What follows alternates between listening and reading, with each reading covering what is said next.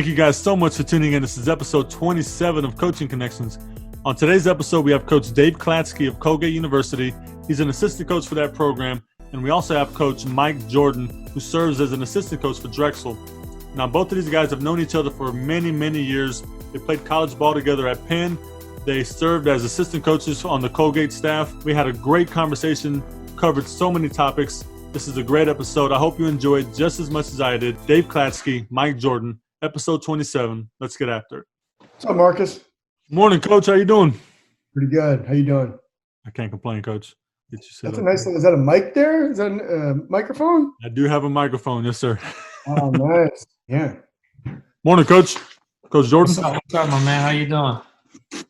I'm good. Just trying to survive this Texas pandemic going on. It's crazy out here. Hey, Texas, you guys never closed down, apparently. And Houston is wild down there. Well, I really appreciate you guys taking some time out to hang out and talk about your journey, talk about life and some hoops in the process. Yeah, no doubt. Yeah, thanks for having us. Appreciate it. Yes, sir. I know we kind of discussed it a little bit, but COVID is out there right now. How has it kind of changed your day-to-day routine? What are you doing to stay busy? Keep yourself sane and also trying to stay proactive and making sure you're getting your work done and making contact with your kids. Yeah, I can start on that one.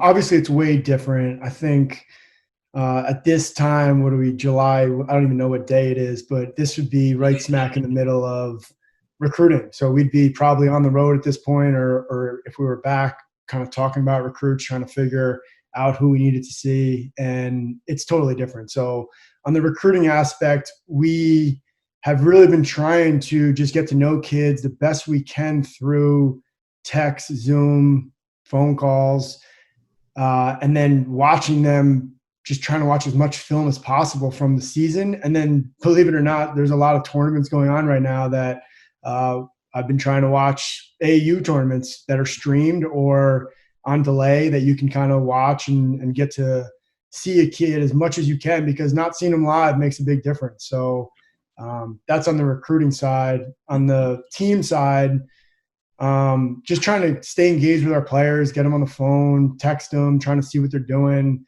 It's hard. I've been struggling a little bit with, it's been now 4 or 5 months where you've been away from them, and you just can't have the same relationship that you have with them through a phone call or through a text or through social media.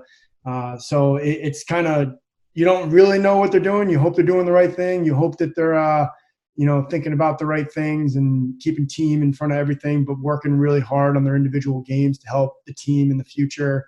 But for me, that's been the hardest thing, is kind of feeling a little disconnected from our players and figuring out ways to try and fix that before we all get back together. Hopefully, when school starts in a month and change. Coach Jordan?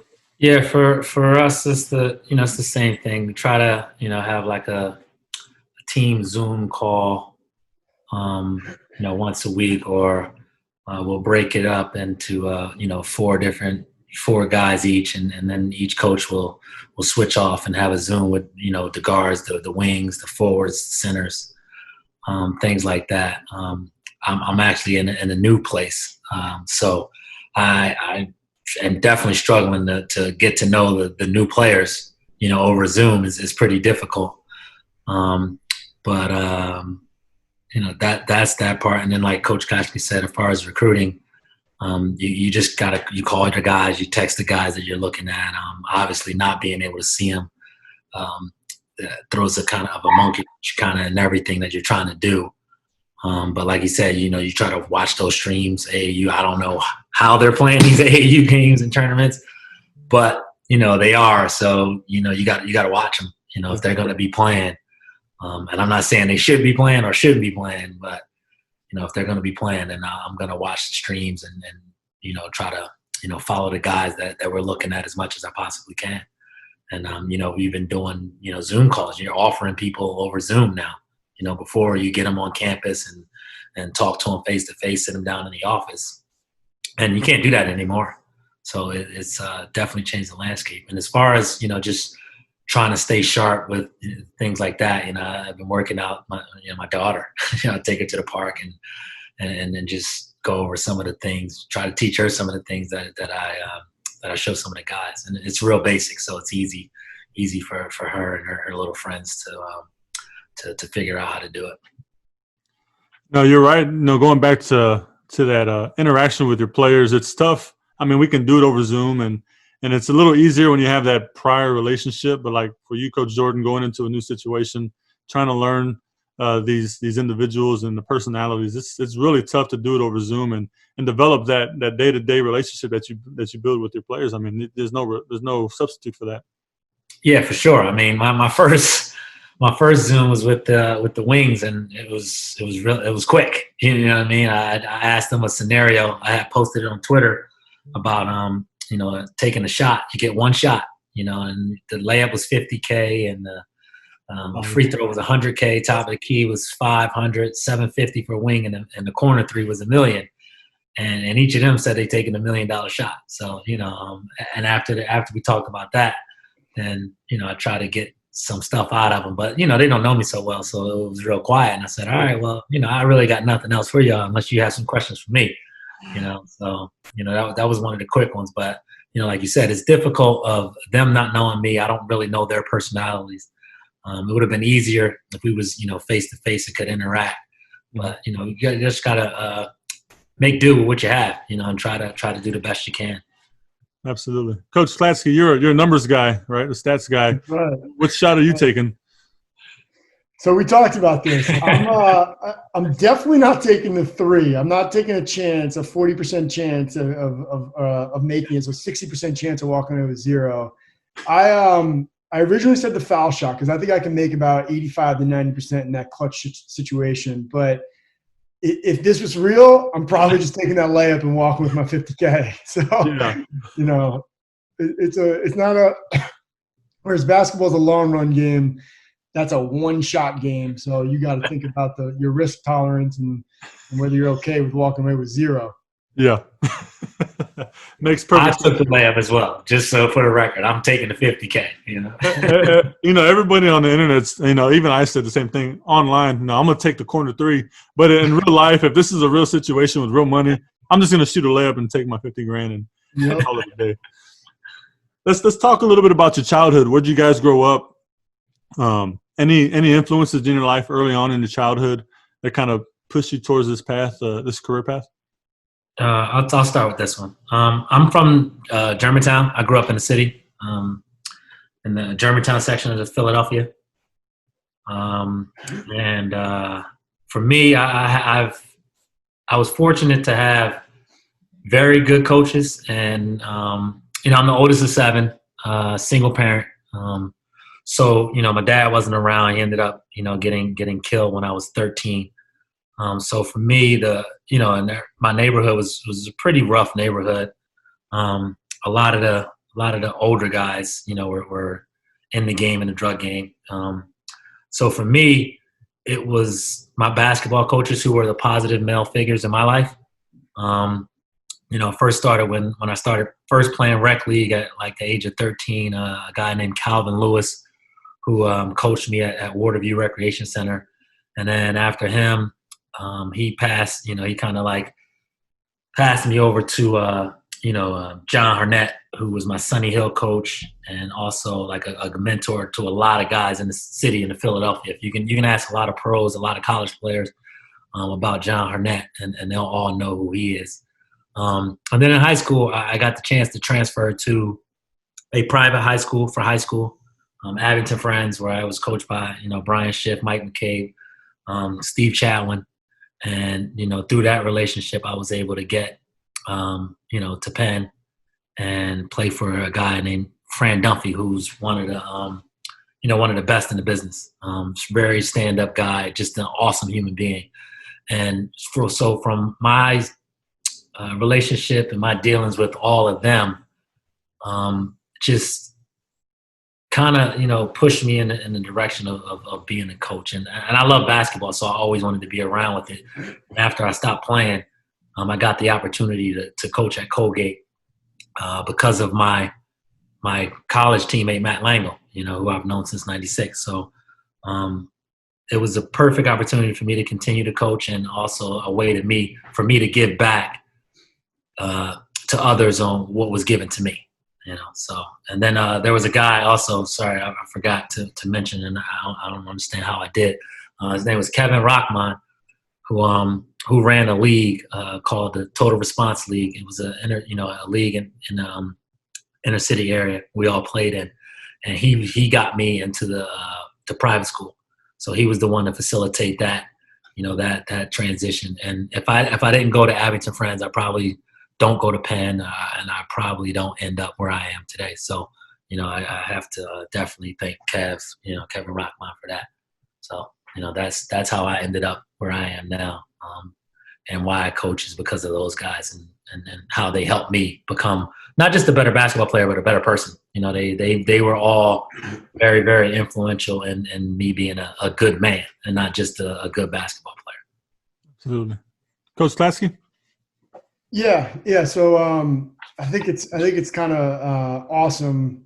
I'll start with this, in that my experience growing up and Coach Jordan, his experience growing up, are totally different.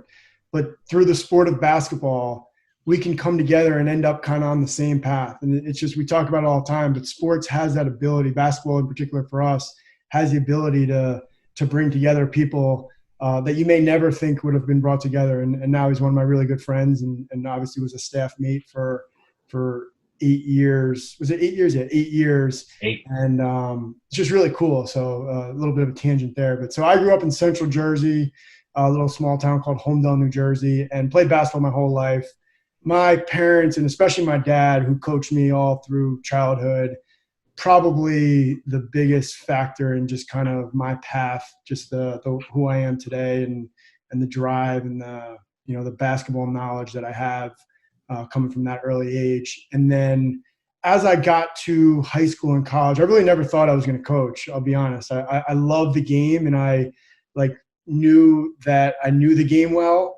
But it never occurred to me that I would coach. And I think when I got to college, and, here's where our paths kind of collide, me and MJ, because I played at Penn also, and Fran Dunphy, who was our coach, I really appreciated how he approached coaching. And it wasn't just basketball. I had a pretty good base of basketball, but he was about doing the right thing and helping people and the impact you have on others. And I never really thought about that growing up. And you just kind of, when you're young, you just kind of go and play and do what you do.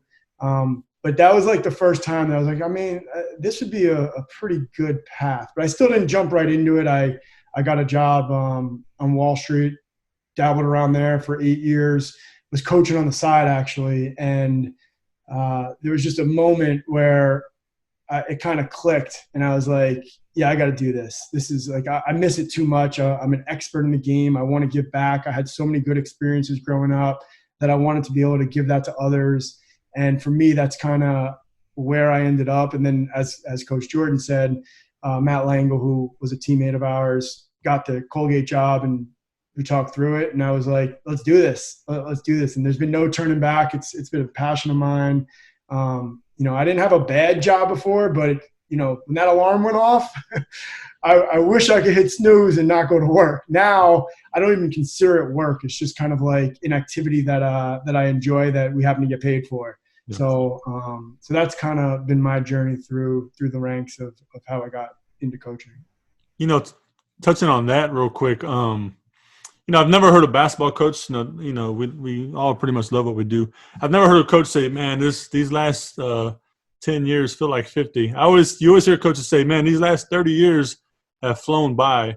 And it kind of just shows, how much, when you love what you do, it doesn't feel like work. It's just, and the time flies when you're having a good time. And then touching back also what you were saying about you and MJ growing up differently, but coming together. We talked about it on another episode where, I think, without getting too political, but our nation could learn a lot from the locker room of an athletic program, right? And you got people from all over the place, different backgrounds, but coming together to build that family atmosphere. I think it's a beautiful thing. I completely agree. I think it's, once again, we're trying to get too political here, but just the perspective of learning from people that are different than you and that might have had different experiences. It helps. It helps you open your eyes to different things. And to me, it's been great to be friends with him and everybody that you come across in your life. And I think in sports, the probability, getting back to numbers, of coming across someone that's different than you is very high.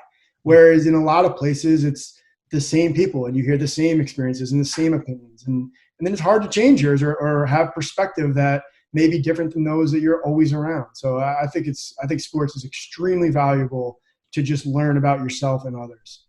Yeah, I couldn't have said it any better. I think Dave hit the nail on the head. Sports, I think it transcends a lot of stuff, and it gets you, like you said, it gets you around different types of people with different experiences. And because of that, I grew up, I grew up, and it was, in inner city. It was predominantly black, but through sports and getting the opportunity to go to private school, I was able to interact with people that were way different than what I've seen, you know what I mean, and how I live. So, it gave me an opportunity to see it on the other side of like, whoa, like, oh, you got that, you got this, and things like that. And then when I went to Europe, that opened up another type of experience when dealing with, being in a different country, not speaking the language, eating different types of food, and definitely learning a whole bunch of different cultures. So I think sports transcends all that. And like you said, we should take a page from it, as much as we can, because I think it only helps. I appreciate you guys' insight on that. Coach Jordan, you just got hired on at Drexel. Talk about the emotions behind that, leaving Colgate, going back to your hometown. Man, it was hard, man. It was one of the toughest decisions I think I've ever had to make. As we said earlier, I've been here for 8 years. Colgate, by way of Matt Langel, gave me my first opportunity to coach. And I've known Matt since 96, summer 96. So I've known him for half my life. I think I'm closer to, he may be closer than some of my blood relatives, my blood siblings. So it was hard to leave that. And also we're in a business where there's not a lot of security and not a lot of, what's the word I'm looking for? Not a lot of honor, I guess, in this, loyalty is what the word I'm looking for. Sorry, not a lot of loyalty in this business. I talk to people all the time about how I love coaching, I love the career, but the business is, you know what I mean. So to have that, that loyalty and that security here, because Matt has, he's done what no other Colgate coach has ever done. I think right now he's probably the best all-time, greatest coach Colgate has ever had. So just to leave that, and then the way of life. Hamilton is small; it's a small town, but I got 3 little girls, and I'm 5 minutes from them all the time. And we got a good staff. Like when I tell you, we have a really good staff. You know what I mean? I trust these guys, with my children, and I think they trust me the same way. So we have a really good staff, really good situation. Team is really good. We're going to compete, for a championship every year. Good players, who I absolutely love. They might not think I do, but, I do. So it was hard. You know what I mean? It's hard, just the way of life and things like that. But then on the other hand, you got, I was born and raised in Philadelphia. I haven't been home really in 20 years because after Penn, I went to Europe. After Europe, I came right up here. And then, just that's my community, and then you look at the social aspect of it and what's going on with the country. And you just, you want to be able to give back and help your community. And what a better way than being immersed back into, where you're from and being able to help majority people that look like you, You know what I mean? And that was weighing on my mind as well. It's like I can be physically. It's different when people know who you are, but you're far away. Yeah. Than them seeing you right there and being able to physically, reach out and touch you and things like that. So, that played a part in it as well. But it was really hard, man. It was really, really hard. But Colgate will be fine, and hopefully, we can turn it around at Drexel and get the thing moving forward. Coach Klatsky, you have your own podcast series, Stat Chat. For those that don't know, what are you guys highlighting on that series? So it's kind of become a combination of a couple things. I originally started it as a way to touch on different programs and how they use analytics. And it's like blown away my expectations of what it was going to be, because at first I just thought, I had a small list of guys that I was like, I may even do like 5 to 7 episodes and call it a day. And in talking to a lot of these people, I realized I was learning a ton, and that other people could learn a lot from these shows as well. So I've kept with it. It's kind of nothing set. I don't do like one a week or one every 2 weeks. I kind of, when I get to one, I'll post one or I'll do one.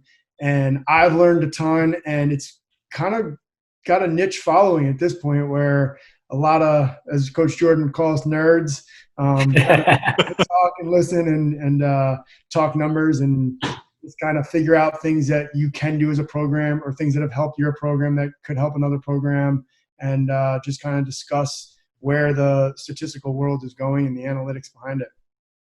That's awesome. Like you said, I'm sure it's got a real, a niche of people that are really into it. And I guess Coach Jordan, not so much, right?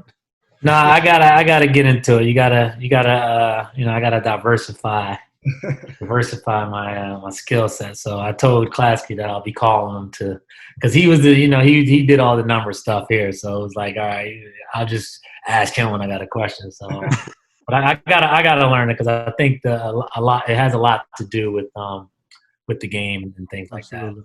that. I think it's a major part in the game now. You know what I mean? So something that I need to learn and probably need to get on KenPom a little bit more than I did the last few years or last 8 years.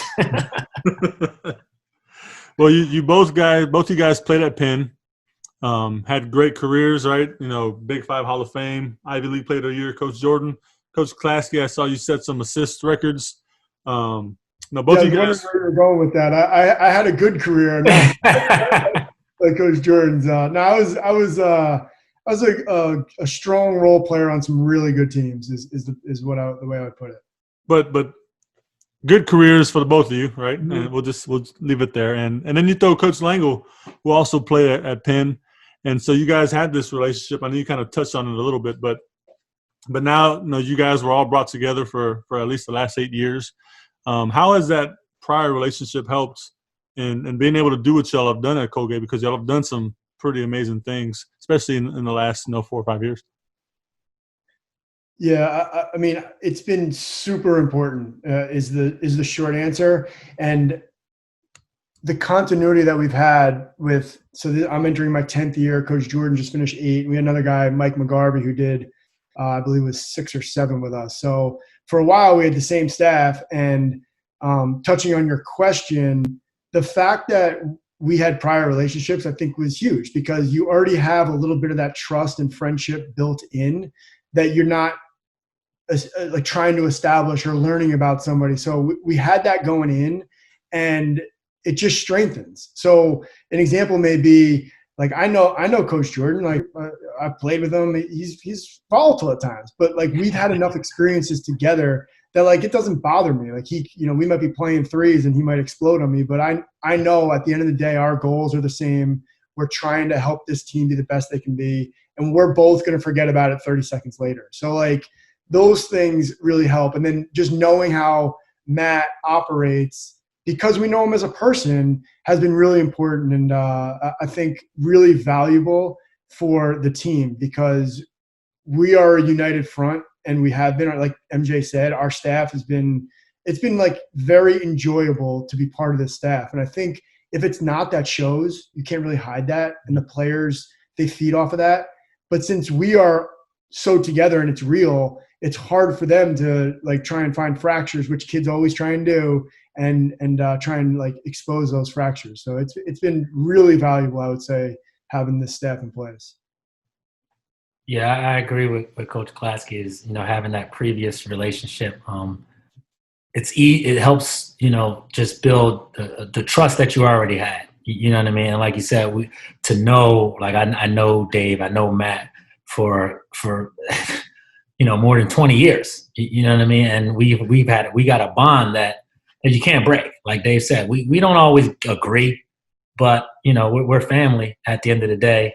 Our wives, our children, they're like brothers and sisters, and they share no blood, and I think that's how our relationships are as well. And I think it makes it easier for us to get done what we need to get done because we have that trust, even if we disagree. And, we've had arguments about players, about plays and what to do and things like that. But like you said, we're family, we disagree. Obviously Matt has the final say. And, we go about our business, and it's all love all the time. My dogs are barking. 1 second. I've got two Italian Mastiffs, and so. Oh, Jesus. I think they're quiet now. Anyway, just to touch on that, I think it's crucial for the staff to be on that. I mean, maybe not on a 20-year level, but just to be on that level where it's united front, like you said. I'm all the way in Texas, but because of our little link with Burns and following your program the last few years, just from afar, you can see it and it stands out. You guys are all on the same page. And so I just wanted to acknowledge that and point that out. And also to thank you guys because, I'm watching from afar, but I'm learning just the same as everybody else. Just, what are they doing? How are they interacting and just things of that nature. Yeah, it's a pleasure to like you said, to go on to work. Like you look forward to it. It's not a job. And when you genuinely like and care for the people that you work with, it makes everything way easier. So to elaborate on what you guys have been able to do at Colgate, let's talk about the season before this last one where you won the conference championship. You made some history, went to the big dance, and you went toe-to-toe with Tennessee. Just talk about that season, the emotions behind it, the excitement. What are some of the things that stick out? I just remember, we had a very good team, very talented. Rap had just got cleared to play, so he was excited about that. He came out, had a monster first game. I think we ended up losing that game, didn't we? Yeah, we ended up losing that game. He had a monster game. So we were like in the mix. We were in the mix, and then we got to league play, and Jordan had a bad ankle sprain. I think he missed 5 league games. And during that time he was out, we were like, damn, like what are we gonna do here? What are we gonna do? And then the guy stepped up, and I think, because of that 5-game stretch, it allowed the other guys to kind of, assert themselves and become, more involved and things like that. And I think when he came back, he hit the ground running as well. So now you got him coming back and he's playing at a high level, and everybody else have raised their level because he wasn't there.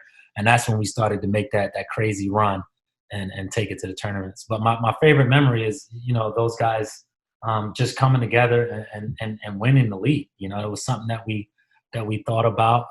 The guys that were there the year before were pissed off because of how we lost in the championship at Bucknell the year before, and they wanted revenge. So, that was kind of like a motivating force for them, and they wanted to do something that hasn't been done at Colgate since Colgate had the top 3 pick in the NBA draft. So, for me, it was my greatest memory was those guys celebrating and cutting down the nets and getting an opportunity to experience something that we both did as players.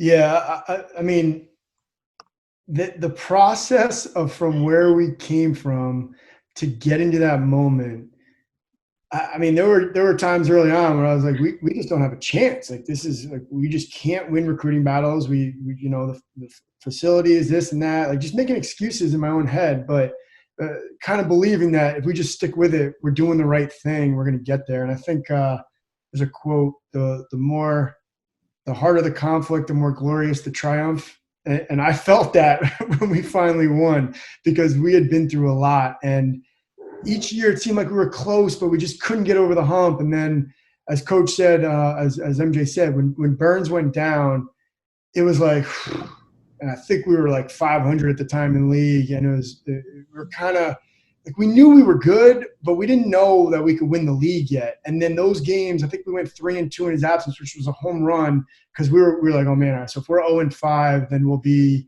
3-8 or something, you know, and have no chance. And then he comes back, and we just rolled. So it was great. And at that time, you know, when we were rolling, we were the best team. We felt like we were the best team. We knew winning was going to be tough. It always is tough.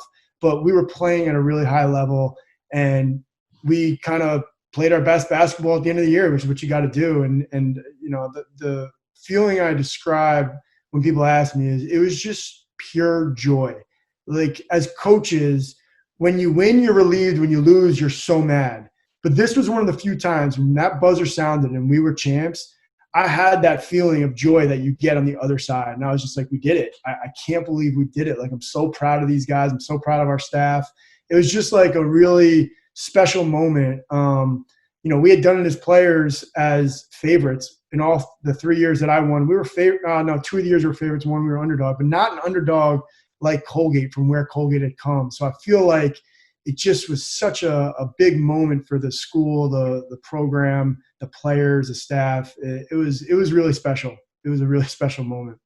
It was awesome to see. I was at Dr. Allen's house with Jordan's dad and Coach Olendike, and we were there watching. And I mean, I'm not even a part of you guys' staff, but I was just proud and knowing where the program came from, and to see those guys and to see Jordan have some success. And then to see you guys play extremely well in the tournament. You know, I thought you guys were going to be able to pull that one off. I mean, we flew up to Ohio to watch that game, and it was exciting. It was exciting. Yeah, man, it was a very exciting game. And, you know, you hate to say on what ifs, but, you know, like we just needed one. You know, if Rap could have played, I think he kind of helps us. Oh, for sure. Because he's a bigger guy that can stretch the defense, and I don't think Tennessee would have been used to their big men stepping out guarding that, you know, that aspect of how we play.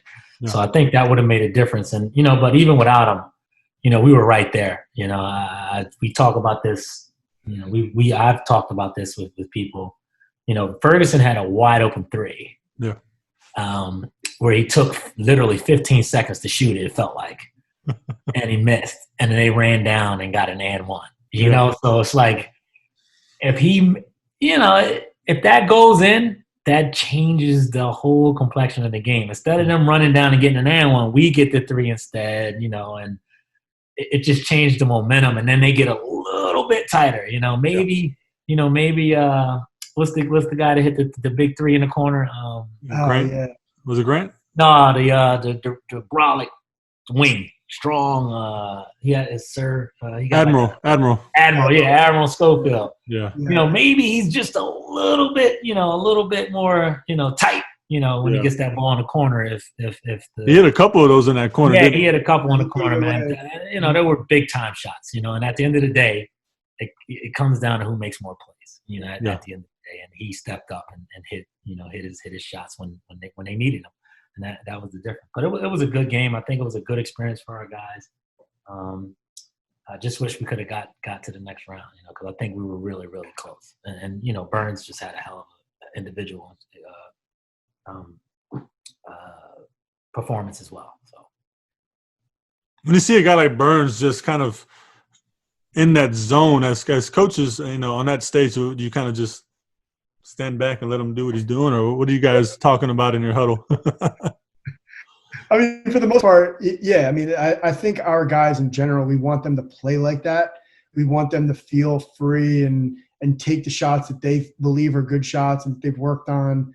And him in particular, I mean, he's got a confidence level warranted that he can do things like that. When he gets cooking, he can cook. So for sure in that game, you know, you're not trying to reel him back. You're kind of like, do what you have to do. And he's got that kind of ceiling, and everybody in the country got to see it that day. But that goes for our whole team. We want our whole team playing free and confident at all times. And they all do it, you know, within the confines of what we're trying to do, which makes it, you know, easier to let them play because they're not out there, you know, breaking out of the system, you know, and trying to do it on their own. Like, it's all the shots and things that we're taking are things that we worked on and things that we go over. So, you know, it was fun. It was fun to see. And, you know, I wish a couple more of them would have fell and Schofield would have missed a couple. You know, he's a tough player. I mean, he's obviously an NBA guy. But it was fun to watch. It was fun to watch that. And like I said, I wasn't a part of anything, but I felt like I was a part of it. I was so immersed into the whole scenario.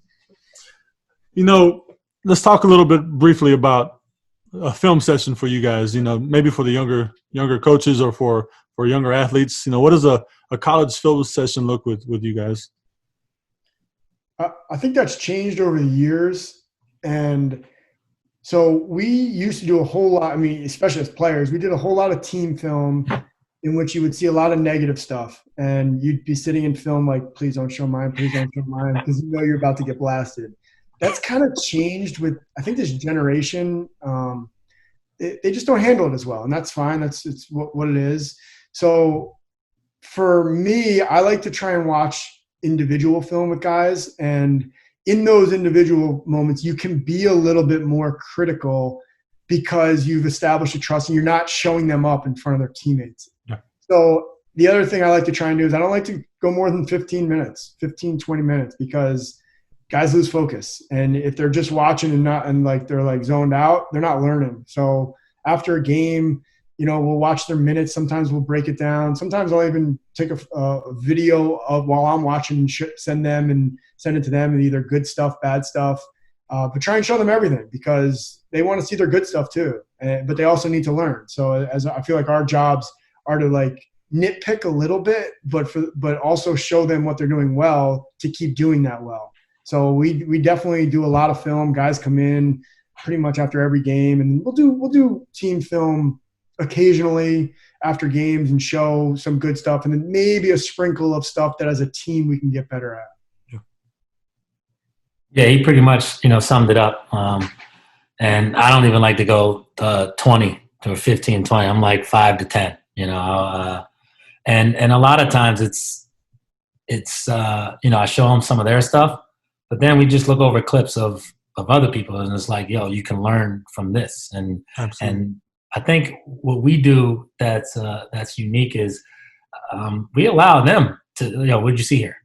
And they can go and tell us, I should have, you know what I'm saying? So like Dave said, when we were coming up, it was like, oh, damn, like he's going to play that clip where I know I went for that steal and I wasn't supposed to, and we got burned. He's going to rewind it 17 times. But when you're one-on-one and you kind of point it out, and then you know, or you let them point it out and say, all right, you play the play and you stop it. And you go back and you say, explain to me, you know, what were you thinking here and what was the right play? Because you made the wrong play, but tell me what was the play you should have made. And I think that is more beneficial, you know, to this generation of player, as Dave said, you know, point out the good things, but also it's a coaching moment for them so they can see and correct themselves like, this guy was wide open. You know, the defender, he took one step this way. That's when I should have passed it, you know, instead of taking that extra dribble and giving him a chance to recover, you know, to our wide open shooter. So, and it's a way of player development without, you know, taxing your body. So we take full advantage of that, you know. That's great stuff. Great. That's beautiful insight.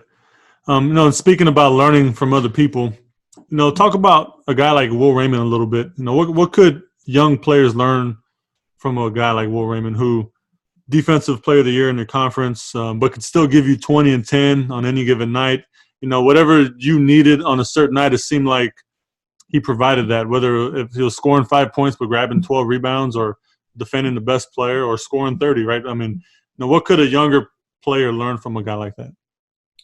I'll start because this is Coach Klatsky's son here, so I'll let him finish it out. But Will is one of my favorite players to coach. One of my favorite players to watch because he reminds me of how guys played when I was coming up, and that's hard as hell. He's one of the hardest working, hardest playing guys that I've ever been around. And he's only cares about winning. Yeah. So I think for young players watching Will, you gotta watch how he plays the game, how he approaches the game. He's about his business, and he plays hard as hell, and he only cares about winning, and he only wants to get better. He's a good dude. I couldn't agree more. He's just to put it in perspective, and I don't have the exact numbers. I'll get close, but his freshman year, when we were average, probably a 4 or 5 seed, or maybe the 6th seed in the Patriot League, he averaged 16 points a game or 15 points a game as our leading scorer. Now, most freshmen go like this each year, right? It's just you get better, and he got way better. But his numbers scoring went down because the team got better. And he understood that I'm no longer the first option. We are a better team. We then got second, first the next 3 years. And he averaged, 13, 12, and 12 or something like that.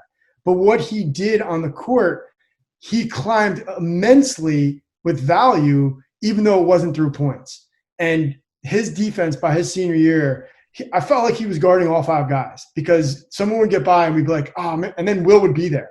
And he'd take a charge or he'd block a shot or he'd make you miss. And I think, like Coach Jordan said, that guy wanted to just win at all costs. And he'd sacrifice his body. He'd sacrifice points. He'd sacrifice whatever he needs to win the game. And to me, if you're watching somebody play at a young age and you're like, you know what, I'm not going to be the guy that jumps the highest or the most talented, and I want to affect the game the most I can, he's the guy to watch. Because while I think this is obviously biased, but I think we had the 3 best players in the league this year, he could have arguably been player of the year and averaged probably the 10th highest point total in the league. And that's just such a testament to as valuable as he is in all other aspects of the game besides just scoring. So he's a special kid, a special person. I hope his jersey's hanging from the rafters someday. But he's just an example of sacrifice and wanting to win at all costs. Yeah, it's got to be up there. He broke all of Donald Floro's records. Yeah, It's got to be up there. No, it's wonderful to hear and good to hear your perspective on that. I know in the youth and I'm at the high school level and even younger, we deal with the middle school guys coming up, but they're all focused on I've got to score 20 or 30 to be effective. I got to score, and sometimes at the expense of the team, right? And so it's good to hear and refreshing to hear and how impactful he was in the game, even when he wasn't scoring. And I noticed that his average did drop a little bit, point total, but like you said, the team was just so much better, and you guys are a lot more competitive and winning the league and stuff like that. And he never once complained about that, to me anyway. I've never heard him complain one time about, his average going down. Like most kids will be like, man, I averaged 17 last year. Now I'm only averaging 12. I'm going to leave. You know what I mean? That's the attitude of the kids nowadays. And that's not him at all. So, he's, as I said, he's one of my favorite guys. Talk a little bit about some impactful moments that you've had in your career where it goes beyond basketball, beyond coaching the game. Either one. I think there's a lot of small moments that you realize the impact that you have on players. And I think part of the reason we coach is to have those moments. And to me, it's special watching guys grow over the course of 4 years. They come in as freshmen and, they kind of think they have the world at their behest or whatever that word is. But they learn so much from us as examples. One example is we had a guy, a few years back, he battled some injuries and was struggling off the court, and just a guy that you can bring to to lunch and just remind him of the things that are going well in his life. And he responded well to that. And, I saw his mom later in his career, and she thanked me so much for just being able to do that. It had nothing to do with basketball. And you just feel good about those things when you can kind of connect to a guy and help him realize where he's at in life. Even when things are going bad, you might not be playing well. The injury might have sustained a little bit longer than you wanted to, but you still got a lot of good things going on. And it's our job to kind of direct these kids and help them in any way possible, really. Yes, we're going to do it on the court, but honestly, the ball stops bouncing, and they're going to hopefully remember our influence and that they enjoyed being with us, and that they can look back at these 4 years or 4 or 5 years and say, those guys really had my best interest at heart, and I want to help people the way they helped me. Yeah, I would agree with that as well. It's just watching the guys grow as men. They kind of come in as as boys and they leave as men. And I think the best thing about that is watching them develop and grow and mature and become men and own their take responsibility for their actions and things like that. So I don't have any particular one I'd share, but just of being a mentor to these guys and helping them become better, helping them become men. Yeah. No, it's good stuff. Have y'all seen that Stephon Marbury documentary? I have not seen it yet. You talking about the kid from Coney Island? That one? Yes, sir. Yeah, I haven't watched it yet. I need to watch it. I gotta watch that. I heard it was pretty decent. I gotta check it out. Yeah, it's really good. It talks about his rise and then his fall and then him rising again. I thought that was a neat perspective. It was really nice. Well, then I guess I ain't got no questions about Stephon Marbury. They're going to get some NBA discussion here. Well, I mean, they talked about his class, his McDonald's All-American class and his rookie class, and you're looking at guys like Kobe and Iverson and those guys, and that's got to be one of the best classes ever to come in. You guys have any particular Kobe memories? Any of your favorite Kobe memories? MJ does. Yeah, I got quite a few, but it was funny because I was just on a Zoom the other night, and they were talking about the time when Kobe was in high school and he cooked Stackhouse. They were having I think John Lucas was the coach at the time, and Stackhouse was out there, playing a pickup game, and Kobe was in there, and Kobe was cooking. Like, it was bad, man. You know what I mean? And, Stackhouse might not, admit this, but Kobe was giving him the business. And there was Katz, who's the owner of the city. Like, where's that kid from? And they're like, Lower Merion. They're like, no, I don't care where he lives. Like, where is he from? And they go, no, he's in high school. You know what I mean? But he gave him everything he needed, everything he wanted at the time. And, Stackhouse was pretty good. You know what I mean? So, yeah. I mean, he was a high school kid. Just giving him the business like that was very impressive. There was a lot of NBA guys out there, and Kobe was the only high school dude out there, and he was probably the best player on the floor. So, and then we played together in the Conshohocken tournament, and you just watching him play and watching him grow, like, and I tell our guys all the time, like, you can't go from zero to Kobe, You gotta go. You can't go from A to Kobe. You gotta go A, B, C, and work your way down there. And just watching him continuously get better year after year after year is a testament to how good he really is. Because he's got all the fancy stuff, but he's one of the most fundamentally sound basketball players, that I've ever seen. Yep. So I try to, tell our guys, like, yo, don't look at the stuff that he's out there doing now, because he got to that point because he mastered everything else, and then he was able to add on top of that. So, he was just a phenomenal talent, man. From a young age, you knew he was going to be special, and he destroyed everybody. We all played on the All-Star team together, and we all averaged 25 and 20 for our schools. But then when we came together and played with him, it was like, okay, MJ, play defense and give Kobe the ball. So, that was my job. For me to stay on the floor, I had to play defense and make sure Kobe got the ball whenever he wanted it. So, like, pass the ball to Will, right? Pass the ball to Kobe. Yeah. Like on Fresh Prince, pass the ball to Will, give it to Will.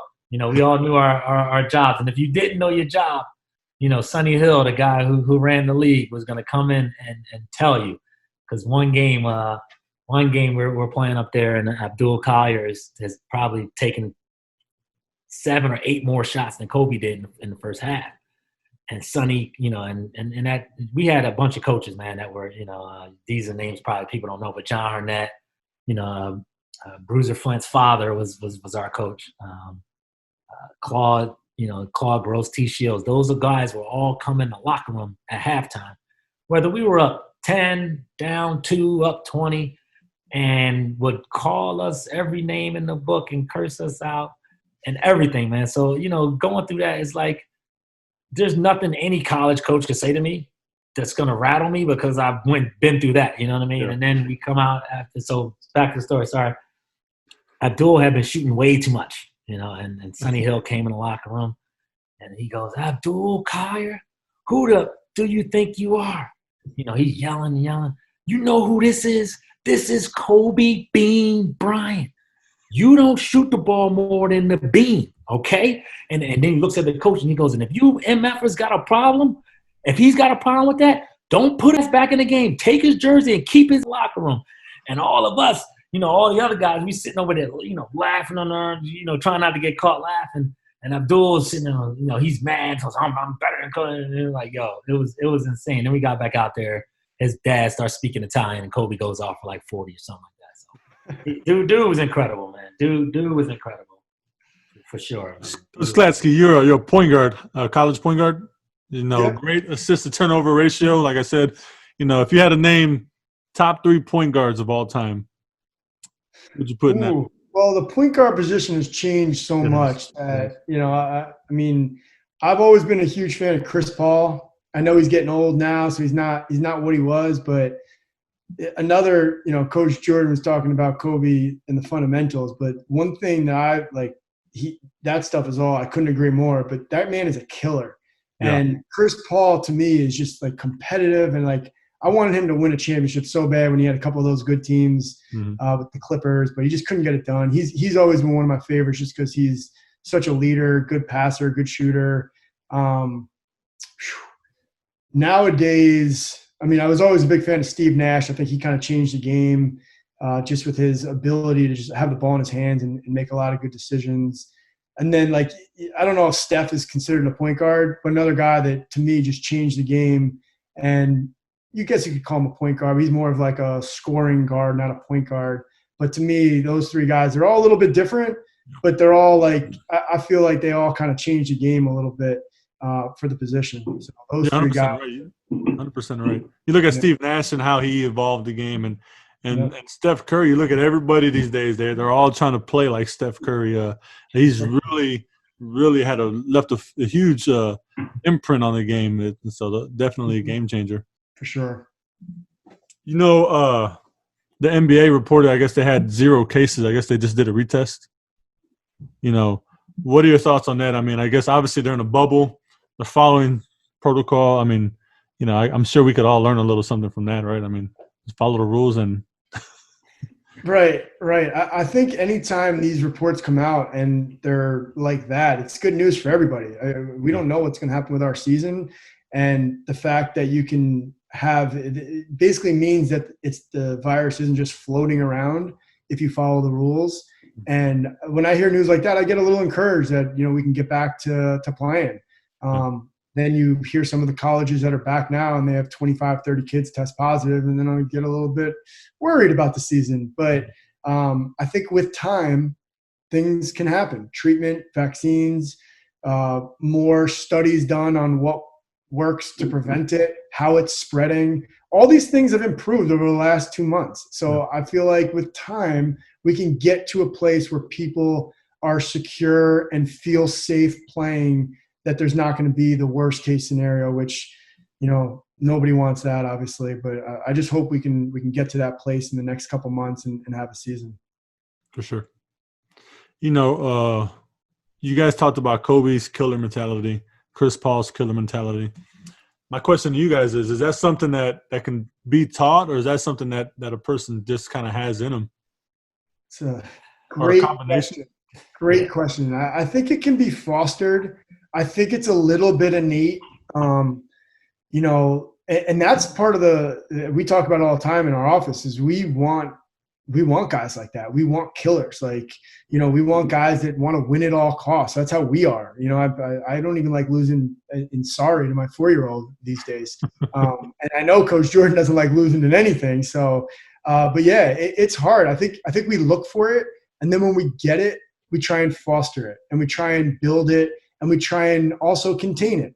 You know, like there's some guys that they need it scaled back to the point where they can control the emotion of being emotional at times both ways. So it's definitely something that's like you go on for hours about this discussion, whether it's, you know, innate or taught, but I think it's a little both. I think you can always try and help with it. And then some people just have it. So it's right in the middle for me. Yeah, I think you have to have it. And if you have enough people that have it and you put someone in that environment, they either have to get it or they're going to leave. Yeah. You know what I'm saying? So I think that's a way, like Coach said, you foster it. And if you get thrown into that environment, it's kind of, you know, like a dog eat dog type thing. And if you don't step up to it, then you're going to be left behind. So, like I said, you want that in the guy. Like that's the first thing I look for when I recruit is like the Will Raymond. I'm like, yo, this dude plays hard. He's got dog in him. You know, he doesn't care. And you get enough of those guys on the team. Now the guys that not necessarily have it, they got it. They got to get it, or they're not gonna play. You know, they're gonna fall at the wayside. And then that's how you kind of can weed some of those guys out. It's like you got to step up and accept the challenge, or you're going to just get rolled over every day. I agree with both of you guys. You know, and those guys either have to assimilate or get left behind. Yeah. So last question. Dream team or redeem team? Who wins one game? Just one game. Dream team. Best compilation of basketball. Yeah, not even close. You know, I agree. The dream team by far. I agree 100%. You know, but when I ask my kids at school, you know, obviously they're going to go with the redeem team, and yeah, because they don't know.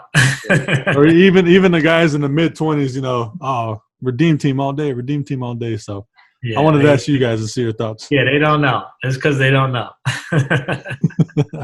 Well, I appreciate you guys very much. Thank you guys for taking some time out to talk, and I wish you guys the best moving forward. You know, with the new position at Drexel, with Thank the you. Colgate team, Coach Klatsky, and hopefully we all get to have a season and successful ones at that. Yeah, how about that? You know, we'll keeping our fingers crossed to see how this thing's gonna work out. Also, we gotta get my kids back in school somehow. So gotta make sure it's safe for that, man. They gotta go back to school. This homeschool.